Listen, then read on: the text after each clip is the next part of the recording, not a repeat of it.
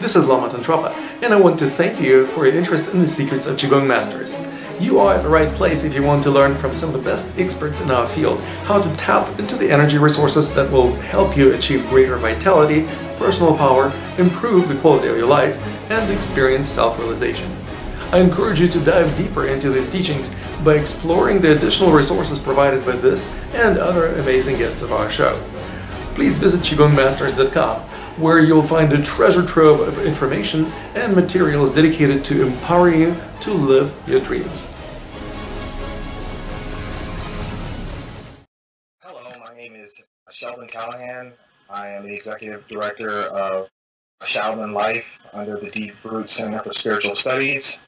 Today I am honored to interview one of my teachers, Lama Tantrapa. He is the lineage holder of Qigong, a Tibetan shamanic Qigong. He's been fostering this for years, and so I'm getting the opportunity to ask him questions about his practice, the spreading of Qigong, and the effect that he's had on the Qigong community, and also just questions I have about running a practice, coaching others. This interview will be pretty informal. It'll just be more of a conversation. So I'll just start. Maybe you can tell me a little bit about your background, of your lineage, where it comes from, your name, and also how you got started. Well, thank you, first of all, Sheldon, for interviewing me. It's great to be interviewed by you. I'm happy to be on my show again. And I started relatively early, at the tender age of 6. I got really excited about learning martial arts. Well, back then, in the Soviet Union, where I come from, martial arts were against the law. You couldn't study any Kung Fu or Karate or Taekwondo. The only thing that was okay was Judo and a Russian wrestling system called Sambo. Everything else was against the law, and you would go to jail or go to Siberia. Since my family came from Siberia, they probably wouldn't send me back. So I started inquiring with my father, with my grandfather, and of course, to my delight, I learned that my grandfather was one of the paragons of martial arts in my country. He worked for special forces, for the KGB and other governmental institutions, even trained, studied bodyguards. And after World War II, got ordered to teach KGB and the Soviet spooks. He also trained with a number of other masters of different martial arts, some of them known, some of them completely unknown, because if you work for the government, often you're not supposed to be talking about what you do. So he never really talked about what he did, but we kind of knew, tangentially at least. And I started studying with him. I also started studying with several other people eventually who were either his friends or students. And over the course of about 10 years, I got better and better at martial arts. Also started learning some other aspects of energy arts and meditation that were not emphasized in training of the government agents back in the Soviet time. So I started discovering that what I was studying had to do with not only ability to hurt people, but also to heal people. And not only does it have ability to affect other people, but also yourself. So you can use this training for personal development. And I got really interested in that.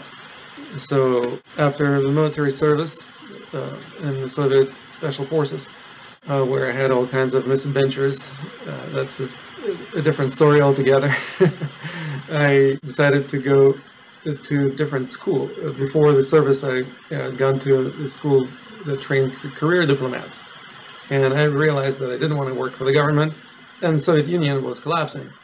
So there was no country to work for. At least I didn't feel like working for Russia or Ukraine or some other little part of the former Soviet Union, and so I decided to become an anthropologist. And also continued studying energy arts, martial arts, meditation, and right around that time, I got approached by two lamas who told me that they had spoken to my grandfather while I was in the military, and told him that they found through oracle and through divination that I was a reincarnated lama. So now they're happy that they found me and wanted to let me know that. And I was like, okay, well, this is your deal. Well, what am I supposed to do with that? I didn't feel like quitting everything that I did. I went to school, I had my business, and didn't feel like becoming a Tibetan Lama. Well, they said, oh, you don't have to. You can just, come and visit. I was like, visit where? In Tibet? He said, no, you can visit. There are temples scattered throughout Russia. Russia used to be a part of the Mongol Empire. So these were guys from Tibet? Well, one of them was Russian, one of them was Buryat from Siberia, and invited me to come and visit their temple, and I visited several others.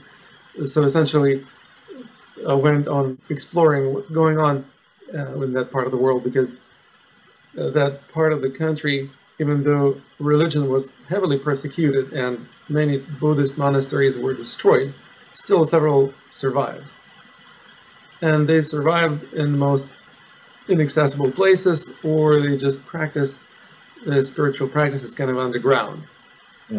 So many of them got converted into warehouses. Some of them probably became gulags.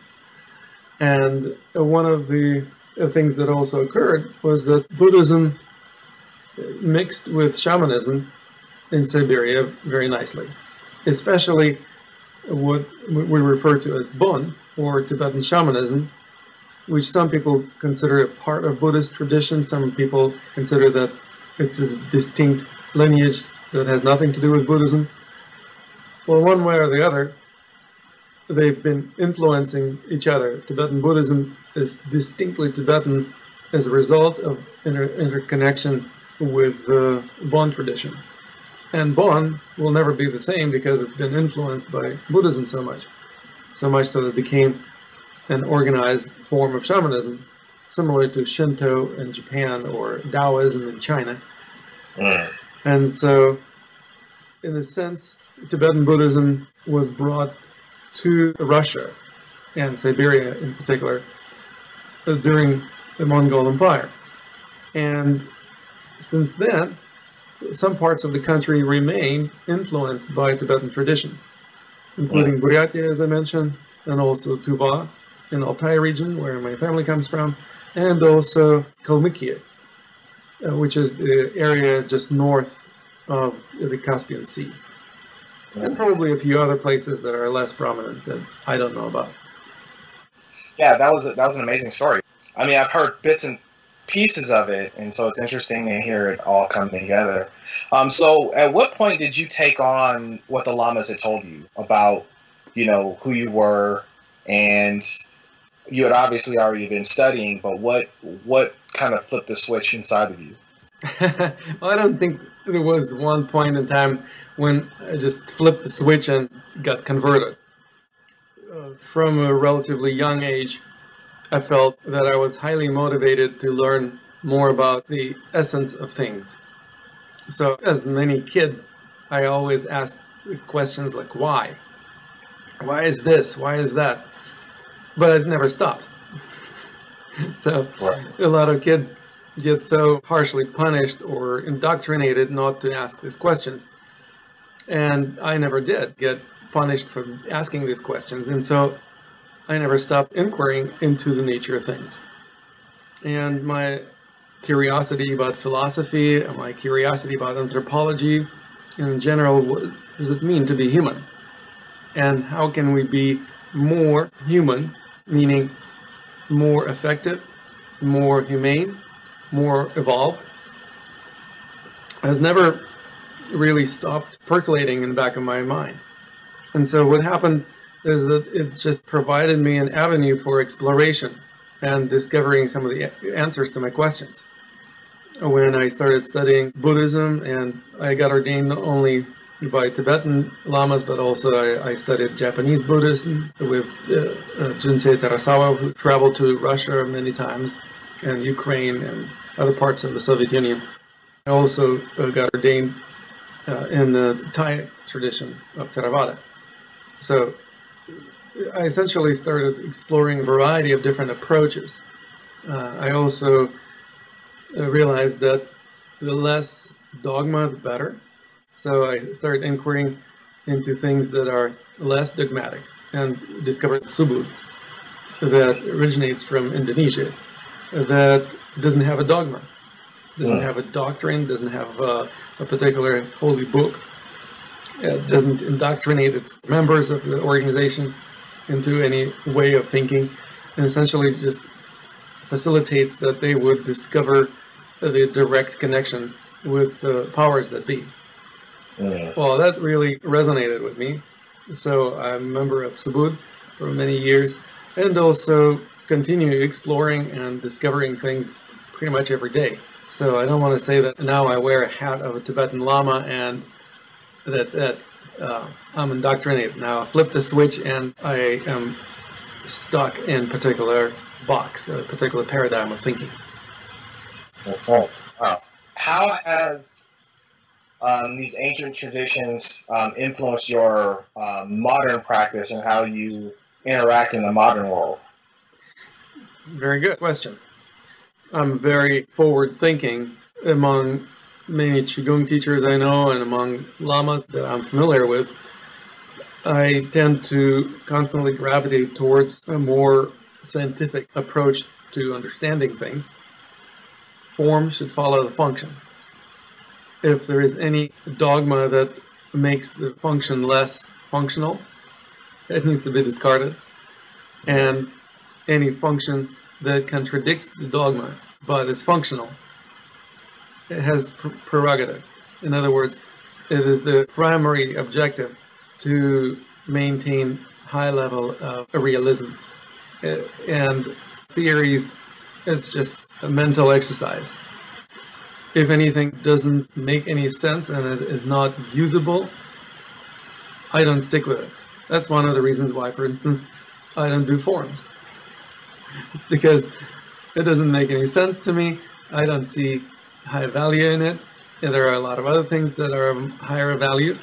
That's why it's not part of my practice. You're pretty technologically savvy as well, and so just to touch on that forward thinking, Sure.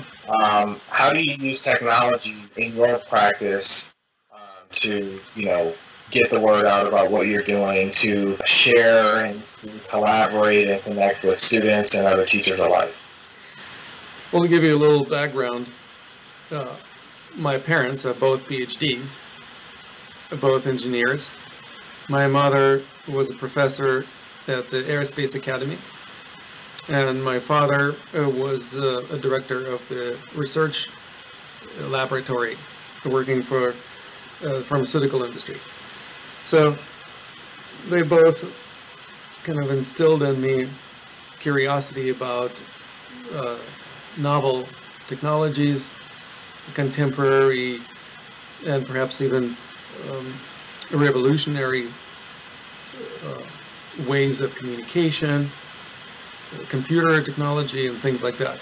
So in other words, I'm not a computer engineer myself, but I'm very familiar with computers. I feel comfortable using them. I have no qualms about using modern communications technology, and it really helps me with my work because it allows me to communicate with people from all over the world. Nowadays, especially through Skype or through other video chat and video conference systems, I can communicate with people who otherwise wouldn't have access to any Qigong teacher or perhaps teacher of meditation or similar disciplines. That also gives me an ability to promote and popularize the teachings of other teachers who I interview on my talk show. So it is definitely a crucial part of my own development to stay abreast with technology, to pay attention to the developments, just simply how to use a computer, or perhaps more novel developments, let's say, mobile applications that we're working on together. So in other words, I feel very blessed to live in this point in time in human history when we have the ability to communicate long distance. Despite the geographical distances between us, we can still have almost face-to-face contact. Right. And you have a lot of online students, and a lot of people do video conferencing with you. What's the ratio in life, face-to-face practice and online? Currently, I have more students and clients who I work with long distance than those that I work with face-to-face. It used to be the other way around. So 10 years ago, it was reversed. I had only few people who I communicated long distance, and majority of my students were face-to-face. Because I also traveled a great deal and lived outside the country for a couple of years, that kind of forced me to embrace the long-distance communications technology. And also developing the whole methodology of Qigong coaching helped a lot. Because Qigong coaching doesn't need to be done face-to-face. Most of the work is done through the person's own understanding and inquiry and implementation of certain ideas or insights that one gets. So these are not my insights, and I cannot implement them for you. You, as a coaching client, have to have the insight and implement it yourself. I can provide motivation, facilitation, and keep you accountable as to whether you're implementing what you decided to implement. But I don't really have to be there physically to make it happen.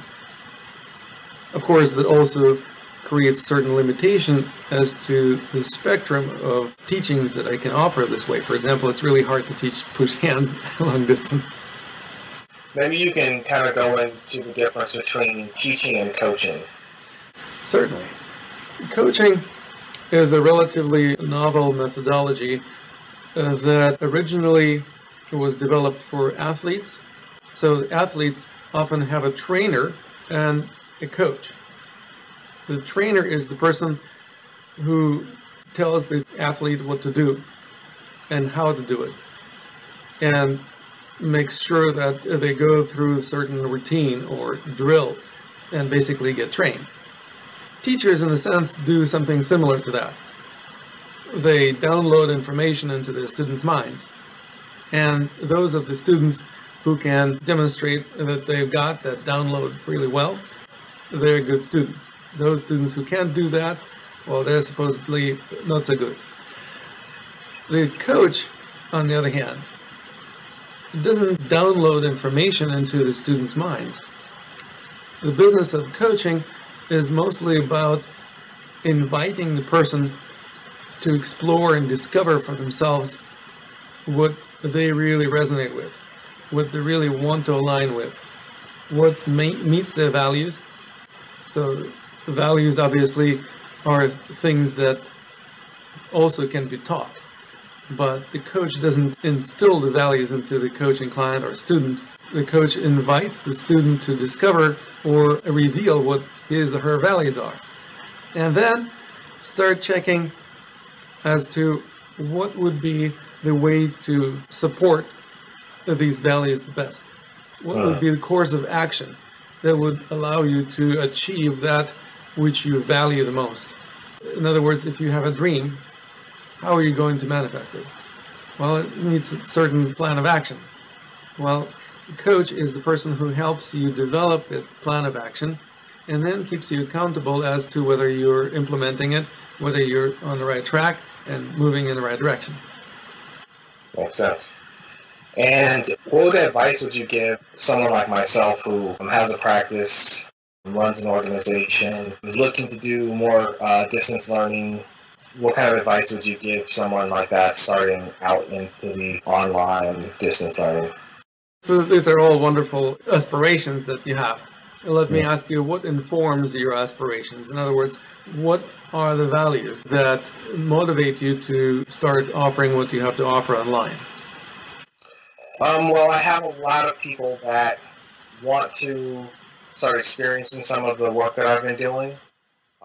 That always say, oh yeah, I'd love to do it, but I'm in such and such state or such and such country. I've always thought about, okay, well, I could teach you, and sometimes I'll get together with them on Skype and do sessions or whatever. They always go really well.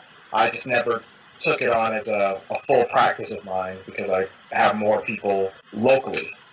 Organizing something like that is something that's been interest to me, and I've watched you do it. I've studied from you, so I've been doing most of that online, except when we do our sessions when we're in person. I think the format is successful, so I'm just curious your insights of even getting started with that. If you are motivated by expanding the reach so that you would be able to work with more people, and perhaps also expanding your market territory, so to speak. I mean, I'm talking about business terminology here. Right. If you're only relying on your local market, well, there are only so many people that you can reach out locally who would be willing to travel to see you at your locale. If you have access to the internet, it changes everything.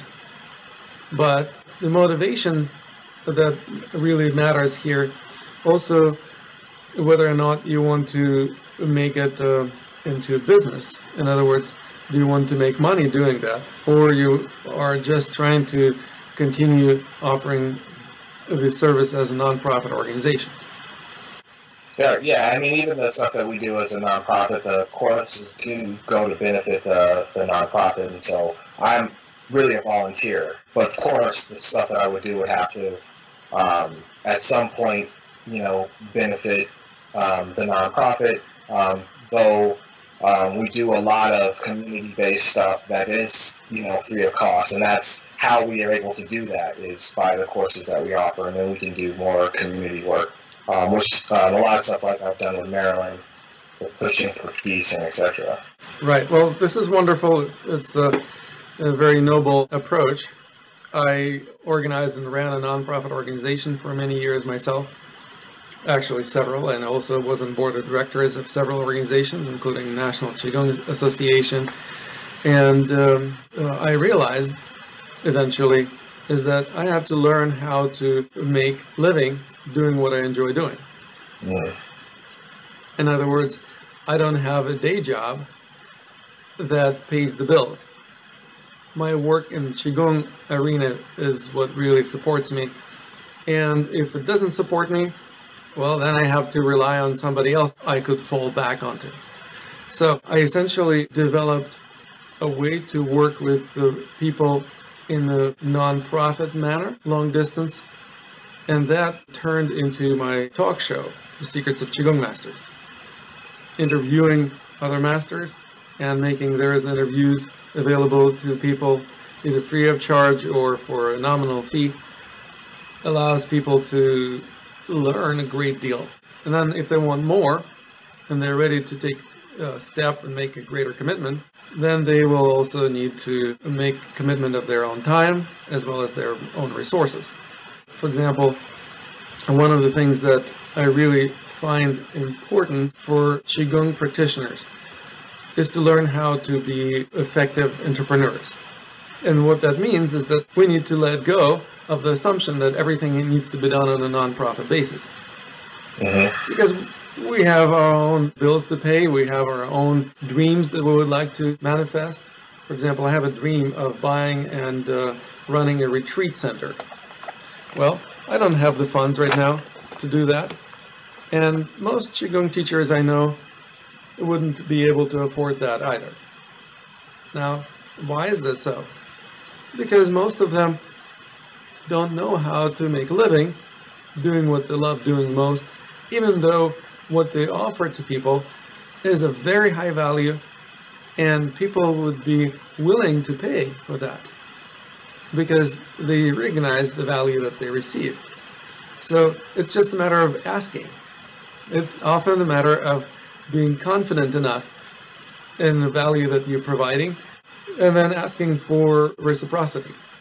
I know that what I offer to people is of such high value that it's much higher than the value of the amount of money that they will pull out of their wallet and give to me for that. If this is the kind of exchange that I make very clear with people I work with, they're happy to exchange a little bit of money for the value of a lot of energy education and training and coaching.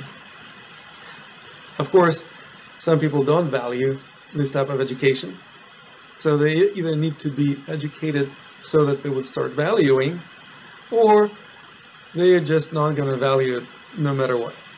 Right. So you can't really force people to appreciate your work. You can only reveal what you do and let people decide whether or not this is for them. It's a challenge to feel confident enough to even reveal what you do, because some people are afraid of showing, or they think that they're going to be considered show off, or they will be viewed as, tooting their own horn. In Eastern cultures, often people are discouraged from self-promoting. They value modesty and maybe even self-deprecation. It helps in most cases, but in terms of being able to successfully operate a business and be as successful as a teacher as one aspires to be, that doesn't work. You have to let go of some of the cultural tendencies like that, and also let go of the cultural assumption that what you are offering, people don't have to pay for. It's a terrible assumption to make, because it devalues our work. Right. One of the reasons why I integrated coaching and Qigong into the profession of Qigong coaching is also because coaches, by and large, charge a reasonable amount of fee. A coaching session can be anywhere from $100 to $500. Nobody's going to coach you for less. Self-respecting coaches don't even offer a session on a one-off basis. They offer coaching programs, which is really great, because it means I'm not just saying, hey, come and try this, maybe you'll like it, maybe you won't. We actually say, look, I understand that you have certain dreams, you have certain big goals in your life. I would like to support you in manifesting your dreams. I would like to support your transformation. I know how to facilitate transformation. Now, I would like you to benefit from it. Now, this is not going to be cheap, but was it worth to you? Now, when we have this conversation, people really start looking into their values, which is exactly what coaching is supposed to do.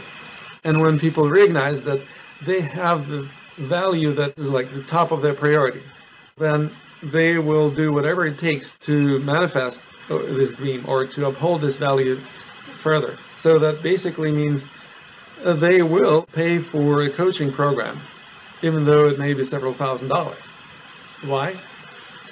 Because they want it. Now, I don't have to convince anybody that they should do that. They clamor to experience it themselves. Right. That makes a lot of sense.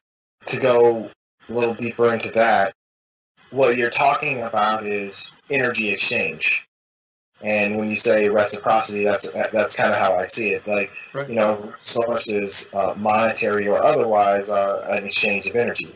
And so it doesn't make sense for you to send your energy one way only to have it depleted if it isn't given back in some kind of way. Yeah, and believe me, I've done it many, many times. Yes, yeah. And that makes sense. My talk show, for 6 years, I've been operating this talk show on a shoestring basis, basically paying out of my own pocket and not asking for anything. So thousands of people, literally over 100,000 listeners, have been touched by our show, over 500,000 downloads. Later, I finally get it. You know what? Maybe I should charge something for it. Just $1. If just one person pays $1 for each download, 500,000 downloads later, I would be sitting pretty. I would be able to afford the retreat center, perhaps. Right. Now, this is something that doesn't come from greed. It comes from recognition of value, and also knowing that we all have dreams. And I have dreams, and you have dreams, and we can support each other in manifesting each other's dreams. The more people we help manifest their dreams, the more they will help us manifest ours. So essentially, this is the principle underlying reciprocity. This Right. is an important energy balance that we're trying to strike. If we don't have this balance, well, then we experience imbalance. Right. And how's that working? Yeah, it didn't work out too well. Well, I ran my own business into the ground. At some point, I had to file for bankruptcy because I didn't understand how to run my organization at a profit. And this was a Qigong business, or was this another type of venture? Yes, it was Academy of Qidao. It was during the recession time, so obviously people didn't have a lot of money to spend, and they had other values that they had to support in their lives other than education, especially in such subjects as Qigong. Yeah, and that, when it comes down to values, value systems, I've had various times in my practice and as a teacher, where it's been kind of feast or famine to a certain degree, and it always comes down to values. Of course, I have a high value on what I do, and the large amounts of money that I've spent to learn it, and lots of time and pain that I've spent to go through this. So when I'm sharing that, I understand that, and even though I still do it as a volunteer, more for the dream of the organization myself, but the values of the people that are coming to it determine how long they'll stay or if they'll stay at all. Exactly. And you talked about either people will leave or they'll have the opportunity to have their values evaluated and maybe educated on what's valuable, or people already know what their values are and they're willing to have that exchange. You've had this experience, and you can maybe speak on how did you bounce back from these competing values, especially considering times of economic downturn, when the value becomes, I just got to eat and have a place over my head, and this other stuff doesn't matter as much to me. Well, simple. Reevaluate the values. If something is not working in your life, often it is because there is some conflict of interests between your values.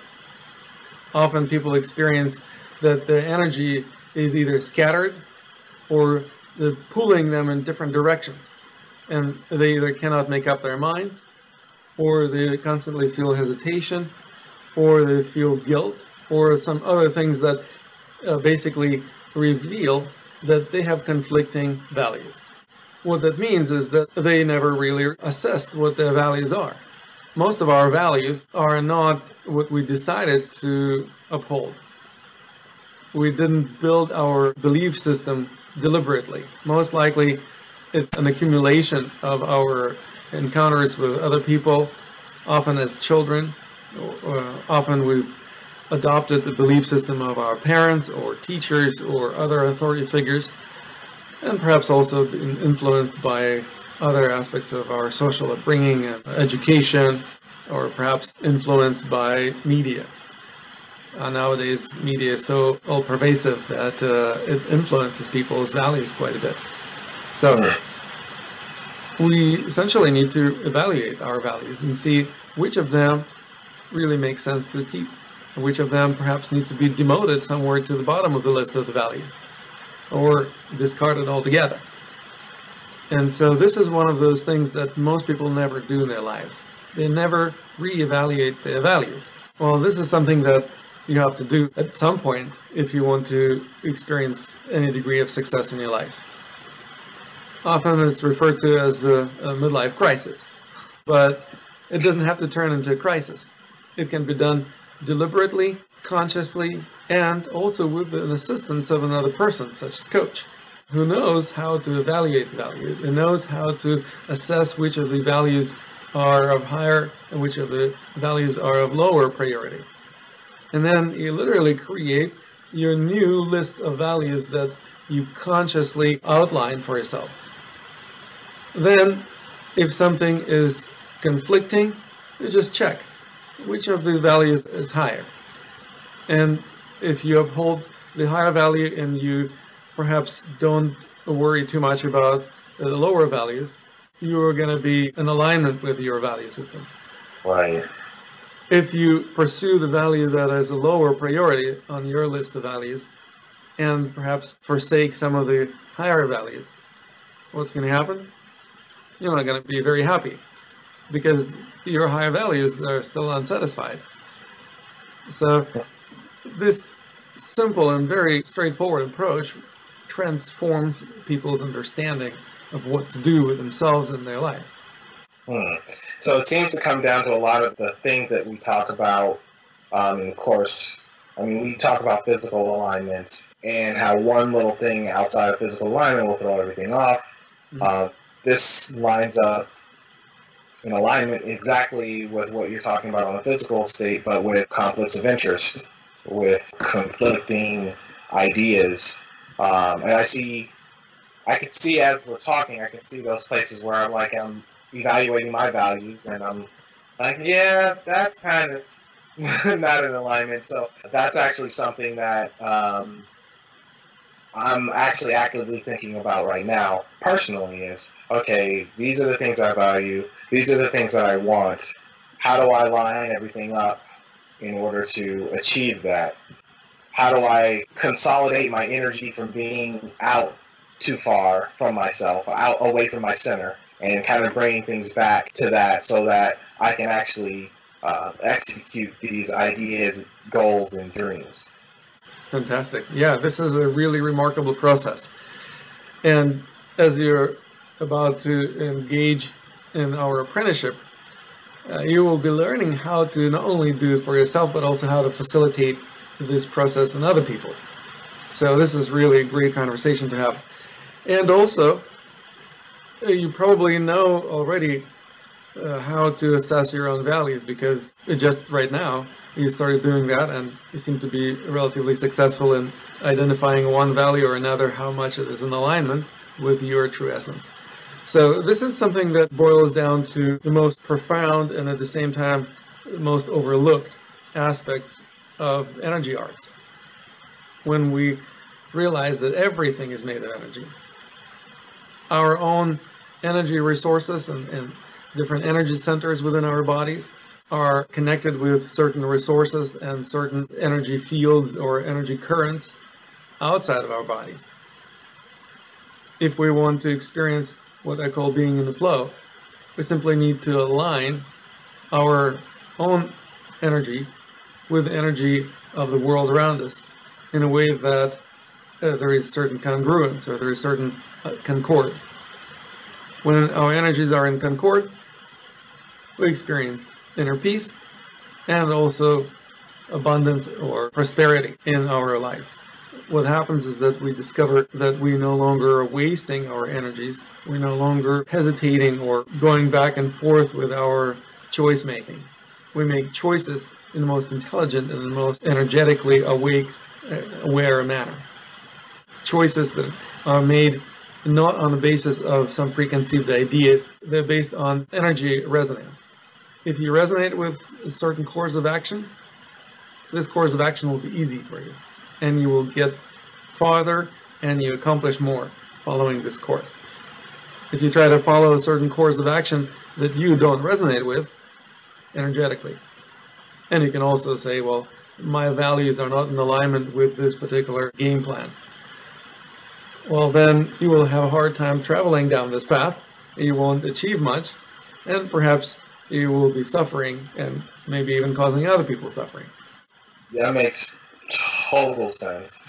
You know, what's coming up for me is situations where an environment may not be conducive to a certain resonance, but having the ability to notice and to be able to point your energy at places where it's like, oh, it's resonating over here. I'm just going to go step over here because there's more resonance here. There's more flow that I can be in. I find this in push hands when I'm fighting, right? If I'm fighting somebody, it's that the flow wasn't going in that way, and I'm sitting here wasting energy trying to make it go that way.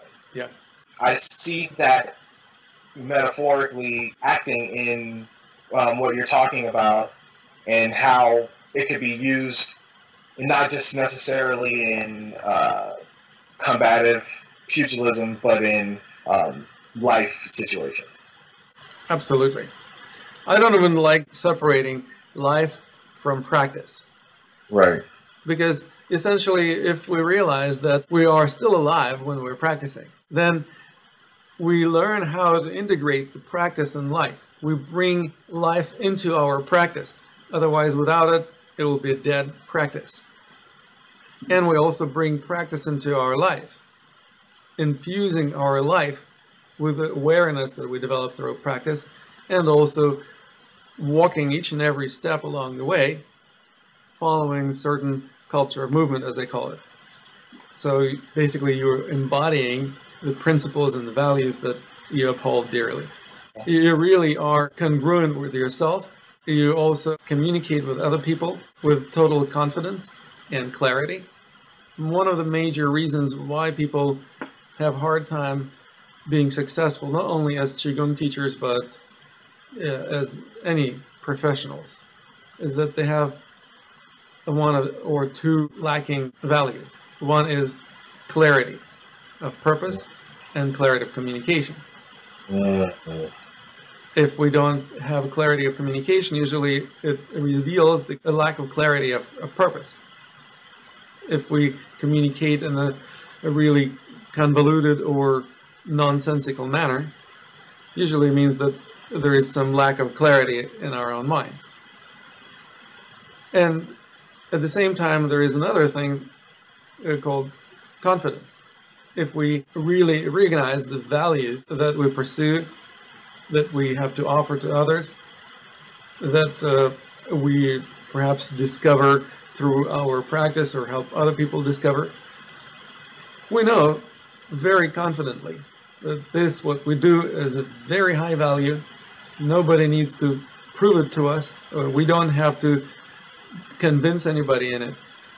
And at the same time, if somebody doesn't see the value, doesn't derail us, it doesn't bother us, okay, well, this is not for you. Apparently, there are people who resonate with my values, and there are people who don't. What I have to offer may not be for everyone, but it's for those people who have similar values. And then with the clarity of communication, I can communicate my values clearly. And those people who say, oh, wow, this is why I practice my arts. I resonate with this value. This guy's right on. How can I stay in touch with him? How can I work with him? How can I learn more from him? So that creates a situation where people start seeking you out. Essentially, this is one of the reasons why I created my talk show. I wanted not only to reveal to the listeners what other teachers have to say, I also once in a while appear as a guest on my own show, such as right now.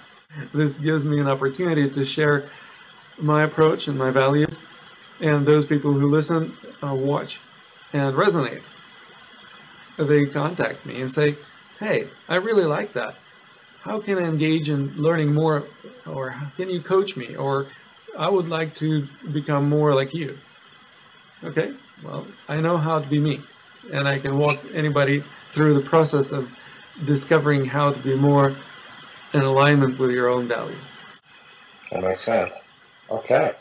Let me ask you, Sheldon, what's your takeaway from our dialogue? You know, I think the idea of being in alignment with yourself and your values, being clear on what you value, I think is important. And I see how that can be used in my practice. I see how that can be used as a professional in my workplace. I can just see it being used over and over and over again in pretty much everything that I do.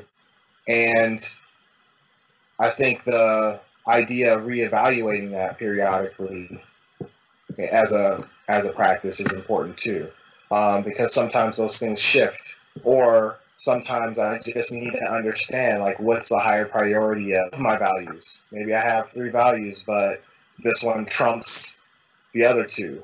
That's something I never really considered as far as priority of value. Those are different things that I want to evaluate. I think a lot of the stuff that I take away from this is more on the personal nature than I could see for other people. I'm sure that they're going to derive their own conclusions, but for me, there's some specific things that are resonating right now, and those are the top. I usually ask my guests my favorite question, which is the namesake of my show. What's the secret? What's the secret that allows you to be successful or prolific or profound as a teacher or as an author or as a Qigong master? What would you say your secret is? And you're welcome to ask me the same question afterwards as well. Yeah, I think standing in my truth and having the confidence in that. There was times where I didn't necessarily have the trust, but now I recognize the value of that trust and belief within myself that's ever present.